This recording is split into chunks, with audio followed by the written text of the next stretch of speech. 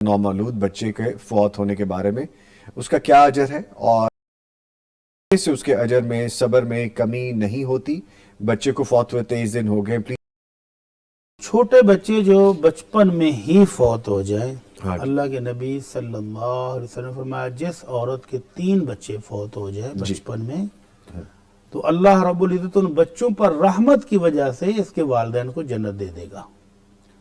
پھر آپ نے فرمایا 2 صحابیہ نے پوچھا اللہ کے نبی جس کے 2 بچے پیدا فوت ہوئے ہوں بچپن میں، تو آپ نے فرمایا 2 کے لیے بھی یہی اجر و ثواب ہے، یہ والدین کے لیے، یہ دونوں کے لیے۔ پھر کسی نے پوچھا اللہ کے نبی 1، تو آپ نے 1 کے بھی یہی اجر بیان کیا۔ تو جو بچہ والدین کا بچپن میں فوت ہو جائے اور والدین اس پر صبر کریں، آنکھوں سے آنسو آ جائیں، کوئی عرض نہیں ہے۔ جی، خود نبی رحمت صلی اللہ علیہ وسلم اپنے لخت جگر پر ابراہیم علیہ السلام کو گود میں لیے ہوئے تھے، جب بچے نے آخری ہچکی لی تو آپ کی آنکھوں سے بھی آنسو آ گئے تھے، تو حضرت عبد الرحمن بن عوف نے کہا اللہ کے نبی آپ بھی رو رہے ہیں؟ جی، تو آپ نے فرمایا ہاں دل غمگین ہے، آنکھوں سے آنسو بھی نکلیں گے، دل بھی غمگین ہے اور آنکھوں سے آنسو بھی نکلیں گے، لیکن زبان سے کوئی ایسا کلمہ نہیں نکلے گا جو اللہ کو ناپسند ہو۔